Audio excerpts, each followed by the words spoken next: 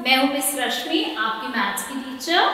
ये special exclusive programme आप लोगों के लिए बनाया गया है जिसमें मैं आपको ऑनलाइन और आपके कैट्स आपको ऑफलाइन पढ़ाएंगे।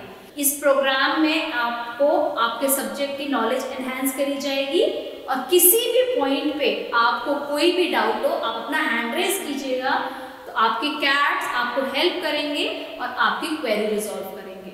किसी भी पॉइंट पे आपको लगे कि आपको मुझे दोबारा सुनना है या मुझे अपना लेसन दोबारा देखना है तो आप उसको YouTube और ऑनलाइन देख सकते हैं। तो स्टार्ट करते हैं आज का लेसन।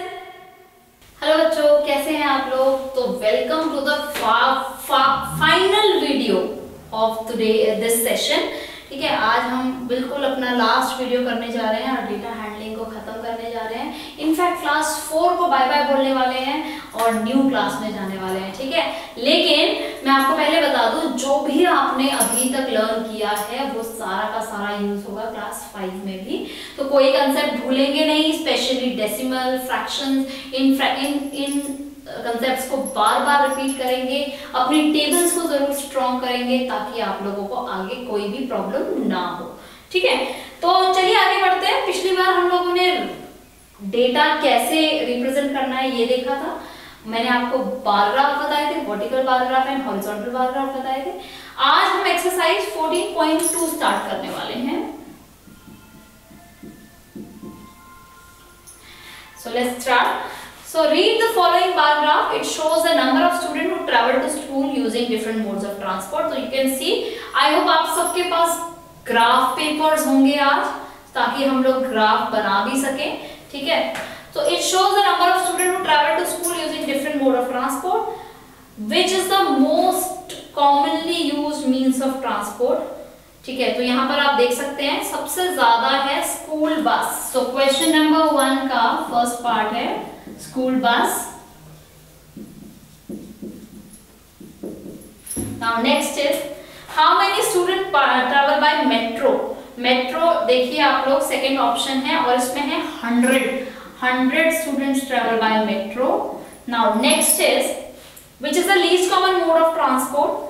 तो लीस्ट कॉमन में other public transport is the least common.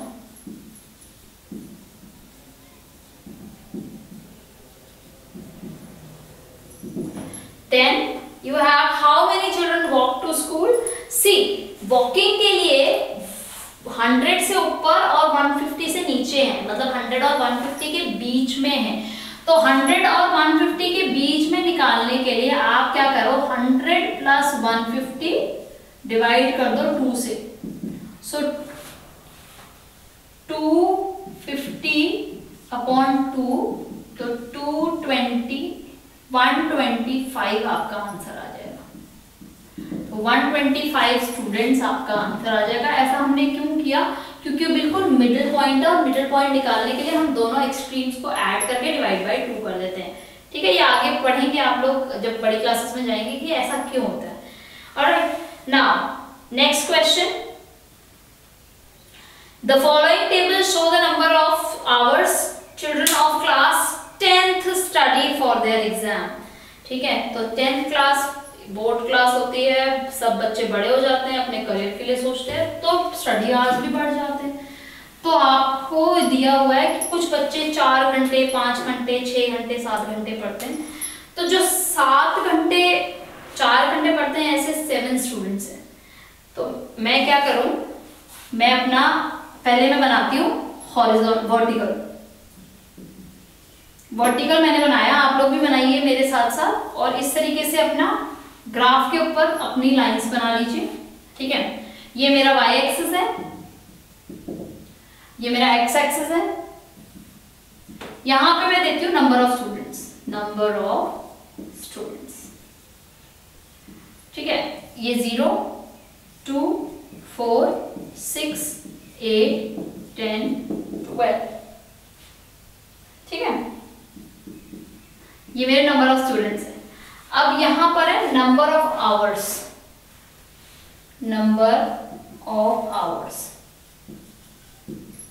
Yes, ठीक है। अब नंबर ऑफ आवर्स में मेरे पास जो डेटा है 7 डिफरेंट, वो है 4 hour, 5 hour, 6 hour, 7 hour, 8 hour, 9 hour और 10 आवर का। सबसे पहले मैं इसका देती हूँ टाइटल। टाइटल क्या होना चाहिए? Number of hours children of class 10 study. तो number of hours children of class 10 study. ठीक है, स्केल दे दीजिए कि 1 box is equals to 2 children. ठीक है, 4 आवर्स में 7 students are there. So how we will do, let's see. 4 hour के अंदर 7 स्टूडेंट, 6 और 8 के बीच में आएगा मेरा 7 स्टूडेंट, कुछ इस तरीके से। 5 आवर्स के लिए देयर आर 12 स्टूडेंट्स, तो ये कुछ जाएगा कुछ यहां तक। 6 आवर में there are 10 students.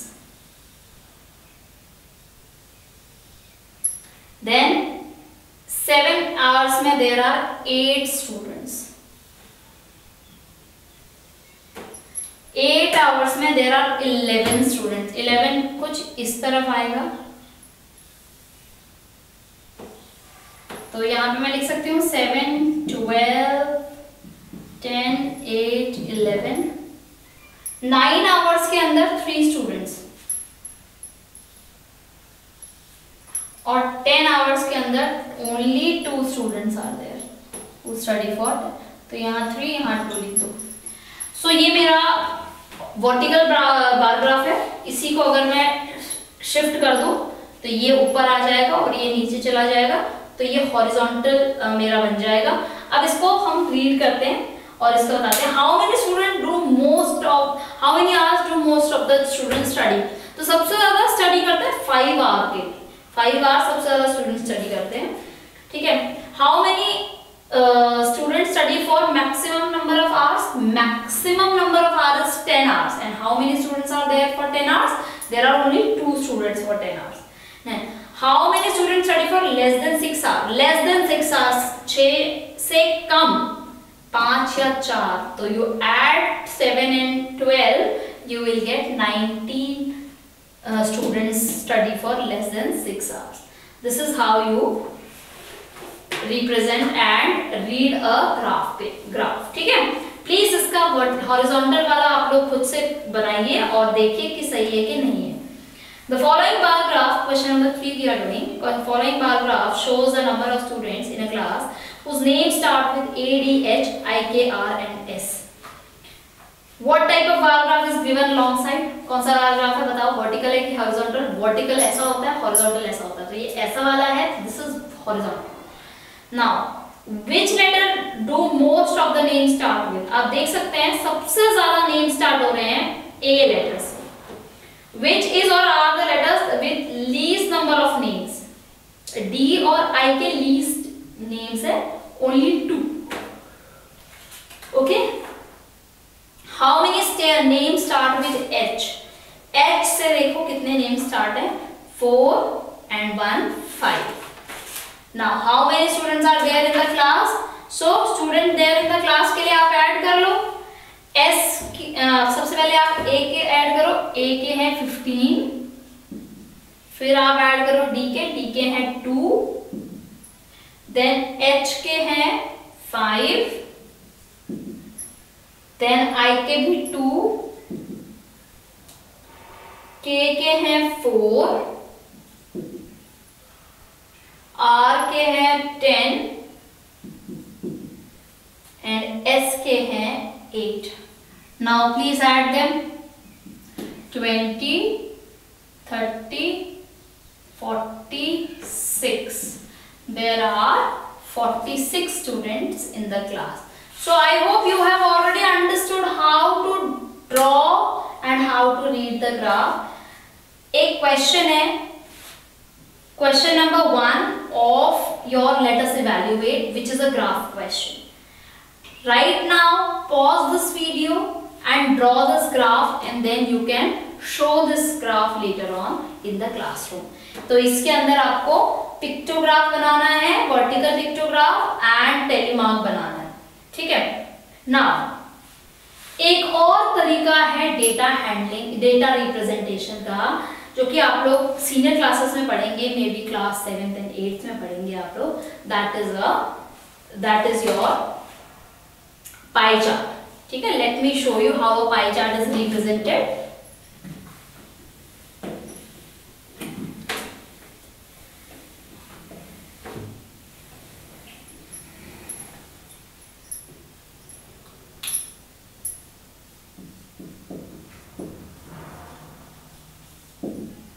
Pie chart क्या होता है? डेटा का सर्कुलर रिप्रेजेंटेशन होता है। सर्कल के अंदर सेंटर आपका वो है, और इसको हम अलग अलग पार्ट्स में डिवाइड कर देते हैं डिपेंडिंग ऑन ये कैसे बनाते हैं। ये मैं आपको सिखाऊंगी जब आप 8th में पहुंचेंगे।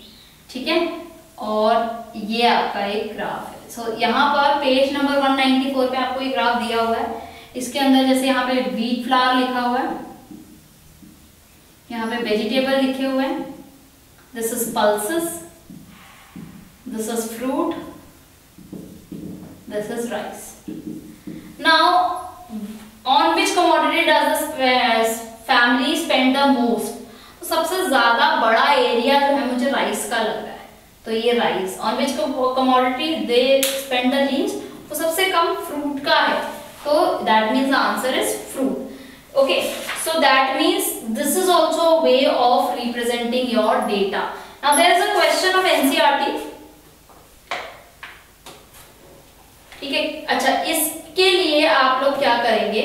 आप कोई भी अपना एक वो ले लीजिए, अपनी इंग्लिश की बुक ले लीजिए। ये आज हम इंटीग्रेटेड एक्टिविटी करते हैं। इंग्लिश की बुक ले लीजिए। इंग्लिश की बुक के अंदर कोई भी रैंडम पेज खोल लीजिए। ठीक है, तो कोई भी रैंडम पेज खोल लीजिए और उसके अंदर कोई भी जो पैराग्राफ है, एक पूरा पैराग्राफ आप लोगों को रीड करना है। अब रीड करने के बाद आप लोगों को देखना है कि कौन सा वर्ड है जो सबसे ज्यादा यूज हुआ है। जैसे हो सकता है वो वर्ड आर हो या इज हो, या फिर आपका वो वर्ड एंड हो, या कोई भी चीज हो वो जो वर्ड सबसे ज्यादा बार यूज हुआ है वो आपको बताना है, और कितनी बार यूज हुआ है। और ऐसा कोई वर्ड जो एक ही बार यूज हुआ है, या ऐसे कुछ वर्ड्स हो सकते हैं जो कि एक ही बार यूज हुए हो, जैसे कि बबल हो या फिर कंप्लीट हो, इस तरीके का कोई वर्ड हो जो कि एक ही बार यूज हुआ हो, है ना, वो least word. The letter used most often, सबसे ज्यादा ऑफनली यूज्ड क्या हुआ है? आई हो सकता है, एच हो सकता है, टी हो सकता है, ए हो सकता है, वो बताना है आपको। लेटर यूज्ड लीस्ट ऑफन, कोई भी लेटर हो सकता है वो, तो ये आपको करना पड़ेगा एज अ होमवर्क। आप करेंगे घर के अंदर जाकर, इंग्लिश की आप बुक उठाएंगे, कोई भी एक पैराग्राफ लेंगे और उस पैराग्राफ को रीड करके पेज नंबर 193 के ऊपर फॉर क्वेश्चन नंबर 1 जो आपको दिया है वो करेंगे। ठीक है, okay, next question. All children of a class are getting ready for a drama. Some children are acting, some are busy collecting the dresses, some are bringing table chairs to the seats. तो playing music, making the set, तो इस तरीके से आपको एक triangle represent करता है 3 children को। तो how many children are acting in the drama? There are 3 triangles. 3 into 3 is 9. Which are more, children taking the sets or those acting? तो acting में 3 triangles है और sets making में 2 triangles है, तो किसका ज्यादा होगा? Acting का ज्यादा होगा, right? Which is being done by most of the children? What is being done by the most? Most of the triangles are there in playing of music. That means most of the children are playing the music. And how many children are collecting the dresses? There are 2 triangles. That means 6 children are collecting the dresses. Okay, so this is all you have done in your chapter data handling. In fact, this is all that you have done in class 4. All right, there is a small activity that we can do before we end today's session and this entire winter tuition session. The activity is to collect data and represent it in the vertical pictograph. ठीक है, you need white sheet of paper, square paper and pencil. तो आपको किस तरीके का करना है कि आपने क्या करना है, कोई भी आप अपनी क्लास का अपना फेवरेट स्टूडेंट ले लो, मतलब अपना फेवरेट फ्रेंड ले लो कोई भी। सपोज मैंने ले लिया अपना कोई फ्रेंड है जिसका नाम है रमा। अब मुझे क्या करना है रमा का, कि रमा से मैंने पूछना है कि उसके हिंदी में कितने मार्क्स है, मैथ्स में, साइंस में, एसएसटी में, एसएसटी या साइंस एक ही बात है, इंग्लिश में, ठीक है, ये इसमें इसके मार्क्स, और उसको मुझे रिप्रेजेंट करना है हॉरिजॉन्टल और vertical on a graph paper. Graph के अंदर कलरिंग करेंगे सुंदर सुंदर, और वो फिर आप उसको पेस्ट करके अपनी नोटबुक में लगाएंगे, ठीक है। अच्छा, या फिर आपको देखना है, इंफॉर्मेशन देखनी है कि अपने सारे के collect the information about the number of family members of each child in the class. अब या तो आप सारी क्लास के बच्चे लो, ठीक है, आपकी क्लास में मान लो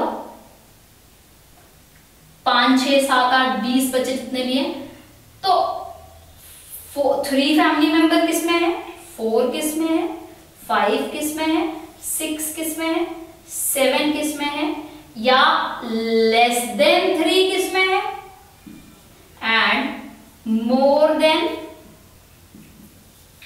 7 किस में है। तो मान लो लेस देन 3 किसी की में नहीं है, 0। 3 मेंबर्स 2 बच्चों के पास है, 4 मेंबर्स 5 बच्चों के पास है, 5 मेंबर्स 6 मेंबर्स 3 और 7 मेंबर्स 1, और ये मोर देन 7 2 बच्चों के पास। अब आप इसकी टैली मार्क भी बनाएंगे, फिर इसका हिस्टोग्राम, इसका जो बार ग्राफ है वो भी बनाएंगे, एंड उसके बाद उसको कलर करके सुंदर सुंदर रिप्रेजेंट करेंगे। तो any of the 2 things you can do. I would recommend this one, कि आप अपने क्लासमेट्स के फैमिली मेंबर्स को ग्राफिकली बनाएं, क्योंकि ये बहुत छोटा हो जाएगा, इसमें कम से कम आपके पास डेटा होगा, ठीक है। So my dear students, this is all that we had in class 4, ठीक है। I hope you enjoyed learning with us, I hope that you have understood every part of it, and I also believe that you will be doing these things, repeating these things again and again, okay. But before I end, I would like to tell the teachers, dear cats, हमारा page 199 पे वैदिक maths की multiplication दी हुई है, ठीक है। वैदिक maths is a way of calculating quickly, ठीक है। यहाँ पे कुछ हमारे को ट्रिक्स दी हुई है कैलकुलेशंस की, कि भाई जब हमारे पास 2 नंबर्स हो जो कि अबव 100 हो और हमें उन्हें मल्टीप्लाई करना हो, तो वो कैसे करते हैं। इनफैक्ट यहाँ पे कुछ कुछ चीजें ऐड, सब्ट्रैक्ट, मल्टीप्लाई की दी हुई है। मैं क्विकली आप लोगों को ये बता देती हूँ, और आपका मल्टीप्लिकेशन एडिशन थोड़ा सा इजी हो जाएगा, ठीक है। Let's see. Okay cats, one more thing, we have some sample papers in between the books. You can try this out after the completion of the course.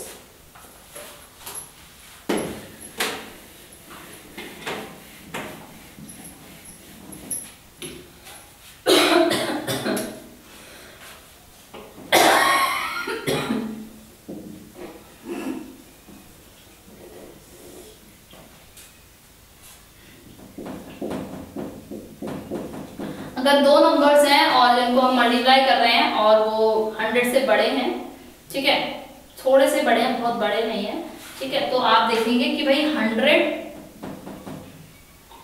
103 कितना बड़ा है 100 से, 3 बड़ा है, और 104 कितना बड़ा है 100 से, 4 बड़ा है।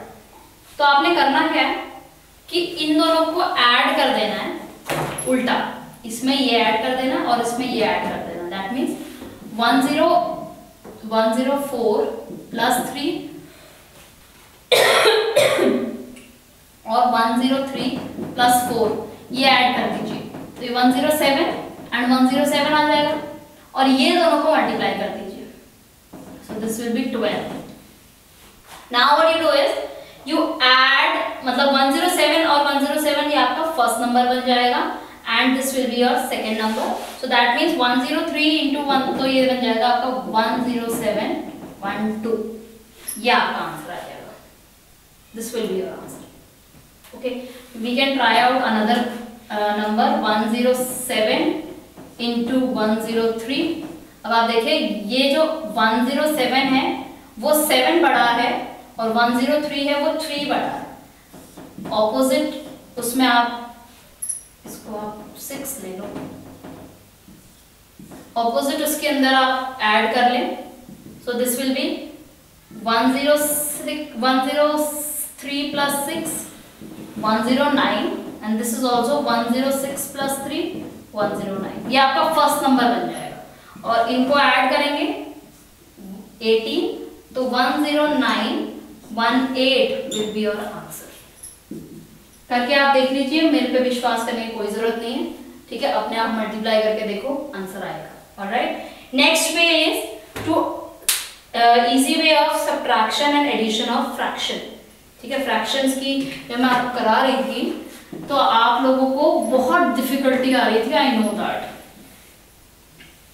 सो suppose you have to 2/3 plus 1/5 है, इनकी एडिशन आपको करनी है। तो ये करने के लिए आप देखें, आप इन दोनों को मल्टीप्लाई कर लीजिए नीचे 3 इंटू 5, फिर क्रॉस मल्टीप्लाई कर लीजिए 2 into 5 plus 3 into 1। So this will be 10 plus 3/15 that is equals to 13/15। Okay, कोई भी आप नंबर रैंडम ले लीजिए, यहाँ पे 7/5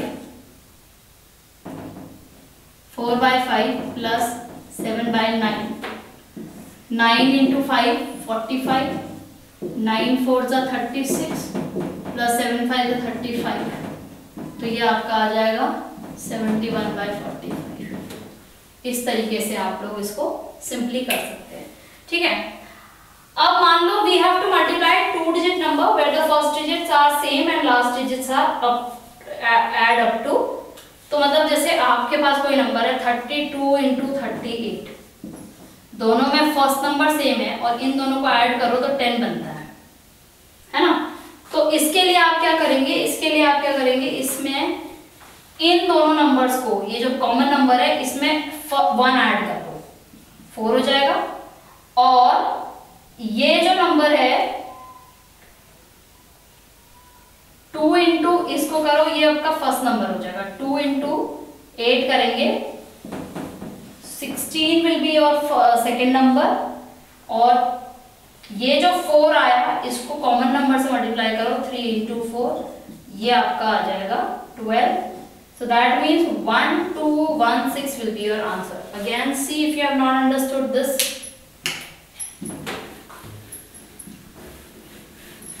Suppose you have two numbers 47 multiplied by 43, first number is same तो उसमें आप 1 प्लस ऐड कर दो 5 आ जाएगा।